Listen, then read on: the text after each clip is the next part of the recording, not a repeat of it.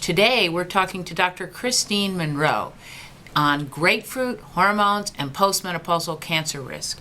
Dr. Kristine Monroe is an assistant professor at the Department of Preventive Medicine at the Keck School of Medicine in University of Southern California. So she's a neighbor to us here at Army of Women headquarters. She's joining us today to talk about her study, and you may have seen a little bit about it, a teaser about it in the media, but this is the backstory. This is going to really explain to you both how she came to think of the research, how it was done, and the role that the Army of Women played in it, and what the next steps are. So stay tuned, and I'm now going to pass you over to Dr. Kristine Monroe, and as usual, I will break in when I think of any pressing questions. Dr. Monroe, go right ahead. Welcome. Thank you. Thank you, Dr. Love, for the opportunity to present some findings from our recent grapefruit study, for which we used the Army of Women to recruit study participants. I'm delighted to share our results, not only to demonstrate how valuable a resource the Army is for scientists, but also, as you said, to give back in a small way to the women who volunteer for breast cancer studies. To be frank, our study may not have been completed successfully without the help of the volunteers from the Army of Women. So again, thank you, Dr. Love, and the Army of Women staff for working so hard to provide this invaluable resource. And of course, thank you to the wonderful women who volunteer. The subject of my presentation today is grapefruit, hormones, and postmenopausal breast cancer risk. Rather than just present the results of our study in which we fed women grapefruit and then measured blood hormone levels, I'd like to start by putting the current study into context. It is important for webinar listeners to understand how my colleagues and I reached the point of doing a study on grapefruit. I believe it is a classic epidemiology story of how research questions are generated. I will start by briefly summarizing a previous research study on dietary fiber and circulating estrogen levels. I'll then describe the grapefruit connection and how we became aware of it. I will discuss what is currently known about whether grapefruit intake has an impact on breast cancer risk. Then I will describe the dietary intervention study we conducted to investigate circulating estrogen levels after grapefruit intake. This is the study in which we used the Army of Women volunteers. And I'll finish with the significance of our findings.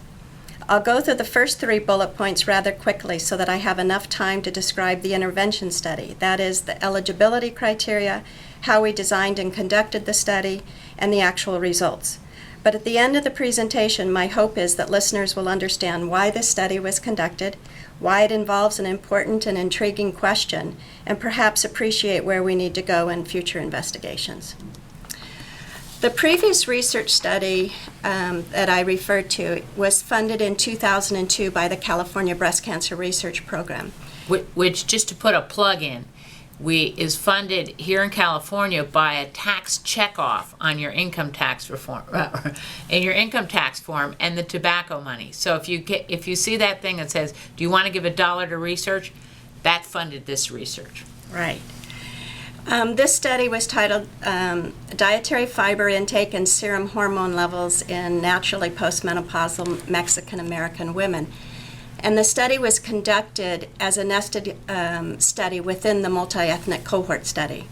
It investigated the hypothesis that high dietary fiber intake lowers circulating estrogen levels in postmenopausal women. And for this study, we collected dietary data and blood specimens from 242 Latina women. Why Latinas? Because in the multi-ethnic cohort study, that particular ethnic group has a higher dietary fiber intake than the other ethnic groups that were represented in the cohort study. And sure enough, what we found was a statistically significant trend.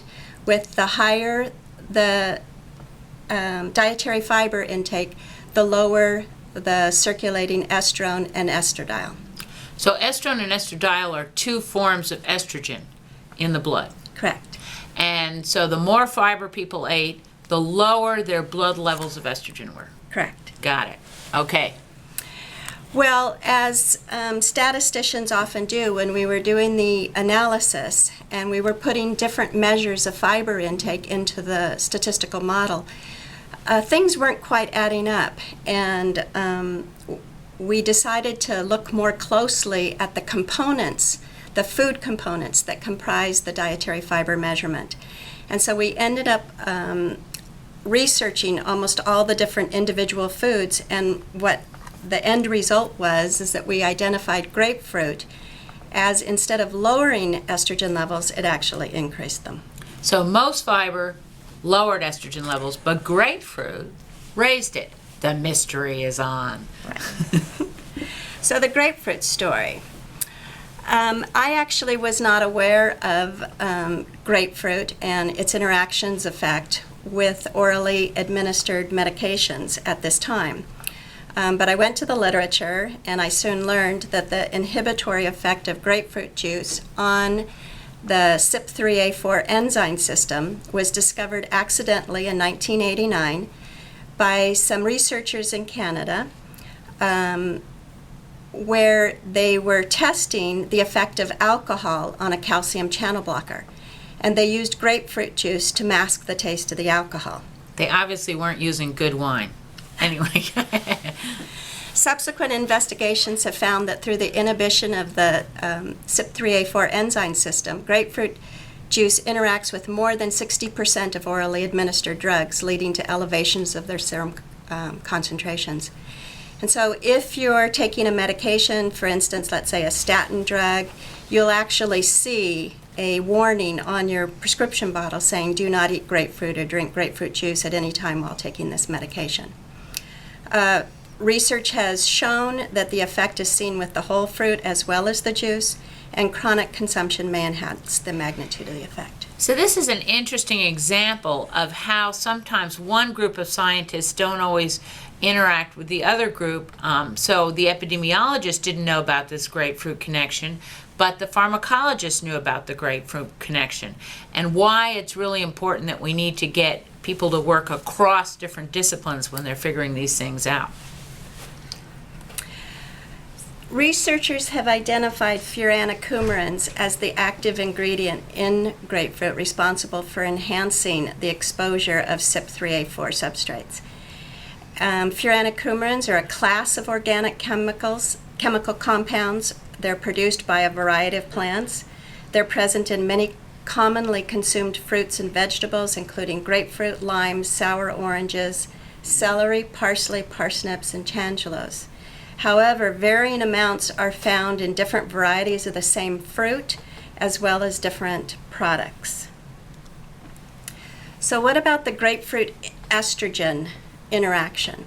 Well, since 1989, the list of drug interactions with grapefruit juice has expanded to include oral estradiol and progesterone. And two investigators, Schubert and Weber,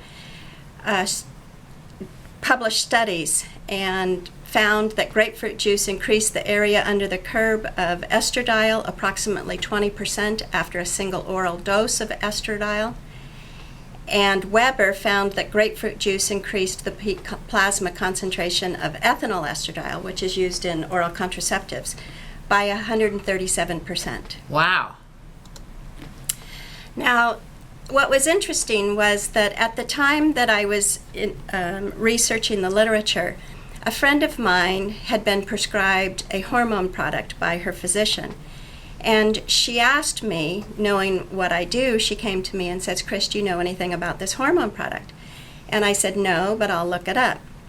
So I went to the internet and I looked up her particular hormone product, and I discovered that the FDA mandated labeling for estrogen products for postmenopausal women actually contains a warning that grapefruit juice may increase plasma concentrations of estrogens.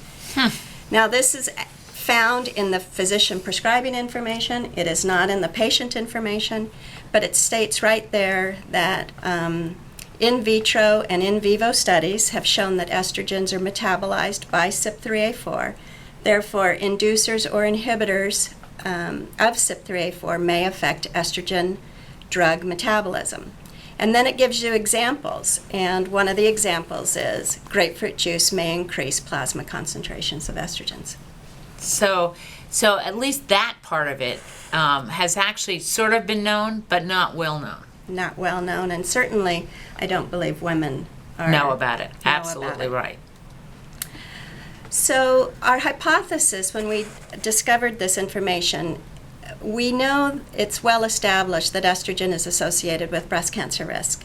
Therefore, if grapefruit intake leads to elevations of estrogen levels, then it's biologically plausible that regular intake would increase a woman's risk of breast cancer.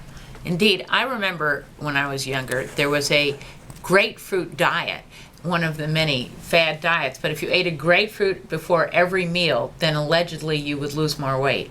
Those people would be in real trouble. So we could test that hypothesis in the multi-ethnic cohort study. And just briefly, that's a study that I've been involved with since its inception. It was assembled in 1993 to 1996 when 118,000 adult women, in which, by the way, we also have about 100,000 men. But we have 118,000 adult women aged 45 to 75 at baseline. They completed a 26-page food frequency questionnaire, and they also provided information on demographic factors, personal behaviors, prior medical conditions, use of medications, family history of common cancers, and a reproductive history and use of oral contraceptives and hormone therapy. Our subjects have been followed by regular linkage to cancer registry files to ascertain all diagnoses of breast cancer. So you got all this information from them in the beginning, and then you track to see who ends up getting breast cancer. Correct. Got it. And the other thing that's important to point out is that we have a lot of tracking information on these subjects, and so we're able to link and match with the correct. That's great. That's good.